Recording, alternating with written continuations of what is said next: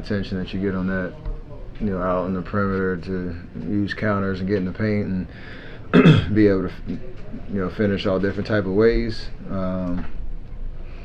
Dealing with contact, whether calls go your way or not, still got to find a way to score. So it's just finding a balance of doing both, because I know I can shoot the ball well from anywhere out there, and teams are going to try to take it away. So you got to have counters and be efficient at it. It helps I got stronger to be able to take that contact and again be extremely efficient inside of the three-point line too. Steph, you mentioned the frustration that comes when you score 50 and you guys lose. Are you able to identify in particular what needs to change for you guys to get over the hump? There's periods in the game where we foul too much. Tonight is offensive rebounds. That gave them plenty of second chances. They're already a talented team, what Kawhi and PG can do. Offensively especially, so if you give them extra opportunities, it's never going to be a good thing. They had 16 offensive rebounds. And they got to the free throw line 32 times to our 15. We're undersized, I think, based on the guys that are out, so you have to play bigger than what our stature is, and we just didn't put together enough of the stretch of that where, I think we defensively played, good enough, as crazy as it sounds. It's just when you foul and they get easy free throws or easy points at the free throw line, and then you give offense rebounds and kick out threes and stuff like that, it's tough on the road no matter how well you play on the other end. Some of those issues you've been talking about them all season long. So there's 69, 70 games in. Why haven't they been able to be fixed?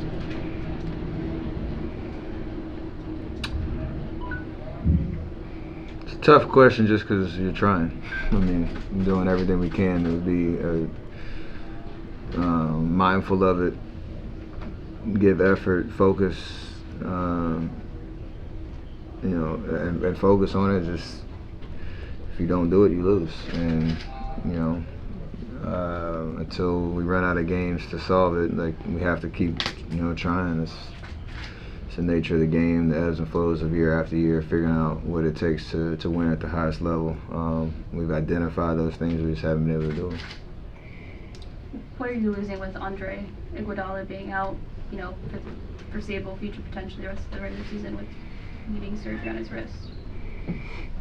I mean, first I just feel bad for him on his personal level, knowing him, how much he loves the game, how much he's gone through with some unfortunate injuries this year, and just trying to get his body right. He played 4 or 5 games in a row and was looking like he was turning the corner in terms of night after night being available and being fresh and giving us his defensive presence, his IQ, timely plays that he can make all across the floor. And then he unfortunately has to have surgery, so it's just, you feel for him, because he's worked his butt off to get in a position at his age and how many years he's been in this game and what he's tried to give us this year to be available. And that's one of those injuries you can't really avoid. It's kind of a freak accident type situation.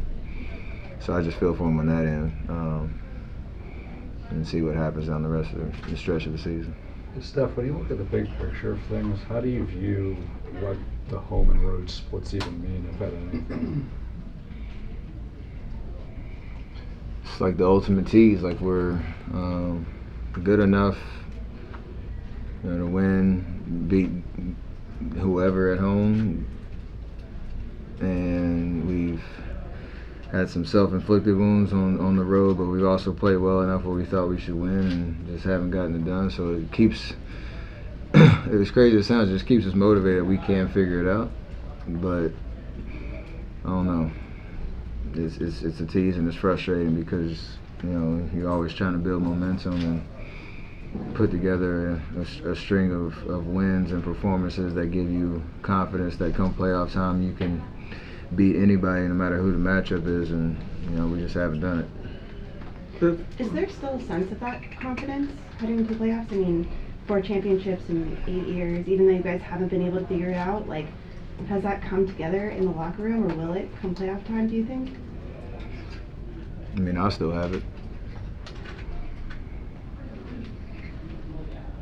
So you guys have been playing this game in this highest level for a couple years, and what is the correct mindset the team should have to go through this and go into the playoff?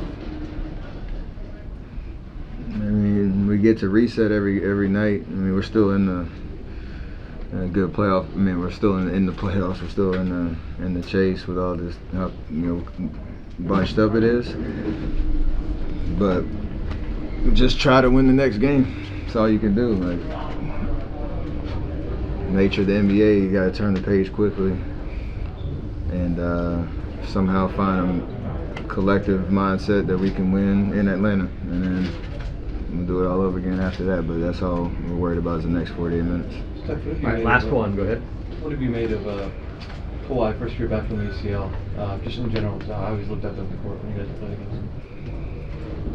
38 and 5, 36 really tough minutes. So speaks for itself. You can ask about Russ's fit. What do you think of Russ's fit with the Clippers? I think he's starting to figure out his role, if that makes sense, in the way that he can impact their team, no matter how teams are defending him.